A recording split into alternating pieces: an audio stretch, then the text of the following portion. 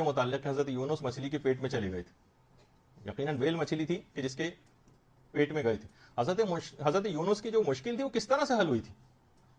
قرآن نے دیکھی سورہ صافات میں باقاعدہ یہ بات کہی کہ فَلَوْلَا أَنَّهُ كَانَ مِنَ الْمُسَبِّحِينَ لَلَبِثَ فِي بَطْنِهِ إِلَى يَوْمِ يُبْعَثُونَ. اگر یونس تسبیح کرنے والے نہ ہوتے تو قیامت تک مچھلی کے پیٹ میں رہتے، قیامت تک. اچھا، اب یہاں تفسیر مجموع البیان کی جو 7ویں جلد ہے اس میں تسبیح حضرت یونس کے اوپر ایک بحث ہوئی ہے کہ حضرت یونس کی کون سی تسبیح تھی وہ کہ جس کی وجہ سے حضرت یونس کو مچھلی کے پیٹ سے رہائی ملی تھی.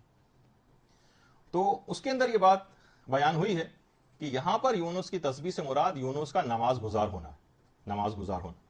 یعنی حضرت یونس جو نمازیں پڑھتے تھے وہ اس بات کا سبب بنی تھی کہ وہ مچھلی کے پیٹ سے باہر آ گئے، ان کو رنج و غم سے اس وجہ سے نجات ملی. اور باقاعدہ کشف الاسرار کے اندر تو یہ بات بھی کہ سب سے پہلی نماز عصر جس نے پڑھی تھی اس عصر کے وقت وہ حضرت یونس ہے، کہ جب وہ مچھلی کے پیٹ سے باہر آئے تھے تو وہ عصر کا وقت فضیلت تھا. یونس نے 4 تاریکیوں سے، علماء فرماتے ہیں، خود یونس کا کوٹ کرتے ہیں کہ حضرت یونس علیہ السلام ان کو 4 تاریکیوں سے نجات ملی تھی. ایک تو ترک اولا کی تاریکی تھی، ایک تفصیل اس کی الگ ہے کہ حضرت یونس سے جو ترک اولا ہوا تھا اس کے نتیجے میں مچھلی کے پیٹ میں گئے تھے، جس کی تفصیل کا بھی موقع نہیں، لیکن اس میں ایک ظلمت اور تاریکی تو تھی. دوسری تھی رات کی تاریکی جب مچھلی کے پیٹ میں گئے. تیسری تاریکی تھی گہرے سمندر کی تاریکی جہاں ویل مچھلی ان کو لے کر گئی تھی، جس جگہ پہ وہ تھی. اور شکم ماہی وہ مچھلی کے پیٹ کی تاریکی. یہ 4 تاریکیاں تھیں. ان چاروں مصیبتوں سے چھٹکارے کے شکرانے کے طور پر یونس نے وقت عصر 4 رکعت نماز پڑھی تھی. علماء فرماتے ہیں کہ اس داستان یونس میں بھی مومن بندوں کی راہ میں جو 4 تاریکیاں پائی جاتی ہیں اس میں خود مومنین کے لیے بہت ساری عبرتیں کہ حضرت یونس کی اس طرح سے پیروی میں جو یہ 4 رکعت نماز پڑھے گا تو وہ بھی 4 قسم کی تاریکیاں جو ہمارے پیش نظر ہوتی ہیں. ٹھیک ہے، ہم مچھلی کے پیٹ میں نہیں گئے، ہم گہرے سمندر کے اندر خدا نخواستہ موجود نہیں ہیں، لیکن 4 تاریکیاں ہمارے بھی دامن گیر ہیں. ان میں ایک ہے گناہوں کی تاریکی، دوسری ہے قبر کی تاریکی جو کہ جس سے آگے چل کر واسطہ پڑے گا، تیسرا ہے قیامت کے دن کی تاریکی جس کی بڑی تفصیل ہے کہ کوئی کسی شخص کو اپنے اتنی بھی روشنی نہیں ہوگی کہ اپنے پاؤں کی طرف دیکھ سکے، اور اس کی ایک الگ تفصیل ہے. اور دوزخ کی تاریکی، لوگ سوچتے ہیں کہ دوزخ بڑی روشن ہوگی، نہیں، دوزخ میں تاریکی کا بھی ایک عذاب ہے. قیامت میں لوگ دعائیاں دیں گے پروردگار اتنی تاریکی اس کو برطرف کر، سخت وحشت ناک تاریکی ہوگی. تو جو شخص بھی یہ جو 4 رکعت نماز پڑھتا ہے اس سے ایک ایک تاریکی اس کی ختم ہوتی چلی جاتی. سوچیے کہ کتنا بڑا نقصان ہے اگر کوئی شخص نماز کو نہیں پڑھ رہا، کوئی شخص وقت فضیلت میں اس چیز کو ادا نہیں کر رہا ہے نماز کو. اور خود یہ نماز عصر جس کا بھی تذکرہ ہو رہا تھا تو خود بھی بہت ہی عجیب و غریب جو ہے یہ نماز ہے. اس نماز کو فقط ترک کرنے کی وجہ سے انسان اتنے بڑے بڑے گناہوں میں مبتلا اور مصیبتوں میں مبتلا ہو جاتا ہے جس کی کوئی حد اور انتہا نہیں. وہ آپ سے جو سینئر کلاسز کو ایک دفعہ میں واقعہ سنا بھی چکا ہوں کہ ایک عورت بہت فریادیں کرتی ہوئی پیغمبر اسلام کے پاس آئی اور کہا کہ یا رسول اللہ، اصحاب سے کہیں کہ باہر چلے جائیں، مجھے آپ سے کچھ اکیلے میں کچھ بات کرنا.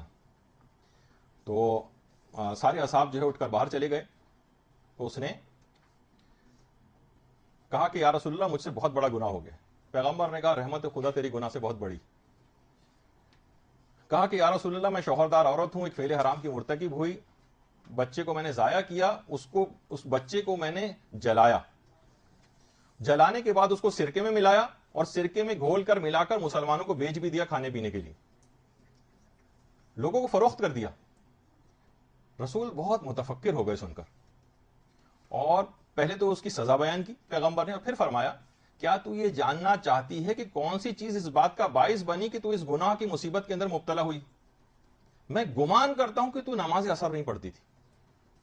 یعنی اس نماز کو ترک کرنے کی وجہ سے، میں نے کہا نا کہ بہت سارے ایسے افراد معاشرے کے اندر نظر آ رہے ہیں، خاص طور پر جو آفیسز کے اندر کام کرتے ہیں، نہیں پڑھتے نماز، کہتے ہیں قضا وضا کر کے ہم گھر پہ آ کر رات کے وقت ایک ساتھ پورے دن کی نمازیں پڑھ لیں گے. اور اتنا عام سا مسئلہ نہیں ہے، بہت زیادہ پھیلا ہوا ہے مسئلہ ہے جو معاشرے کے اندر ہم کو نظر آتا ہے. تو میں گمان کرتا ہوں کہ تو نماز عصر نہیں پڑھتی تھی جب اتنی بڑی مصیبت کے اندر مبتلا ہو گئی. تو یہ تو تھا ترک نماز عصر کا مسئلہ. میں تو ابھی صرف نماز عصر کی بات کرنا ہوں، اور نمازوں کے بھی اسی طرح سے ان کو چھوڑنے کے کیا کیا نقصانات.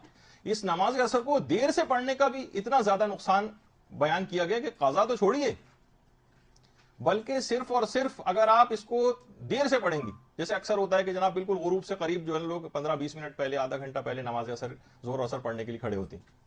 وہ ٹھیک ہے، وقت کے اندر نماز پڑھنے ابھی قضا نہیں ہوئی ہے، لیکن شیخ صدوق نے عقاب الاعمال کے اندر نمازوں کو دیر سے پڑھنے کا ایک نقصان ذکر کیا، خاص طور پہ نماز اثر کو دیر سے پڑھنے کا، کہ اگر یہ افراد جو کہ نمازوں کو تاخیر سے پڑھتے ہیں، خاص طور پہ نماز اثر کو، اگر یہ جنت میں چلے بھی گئے تب بھی ہمارے چھٹے امام جعفر صادق علیہ الصلوۃ والسلام فرماتے ہیں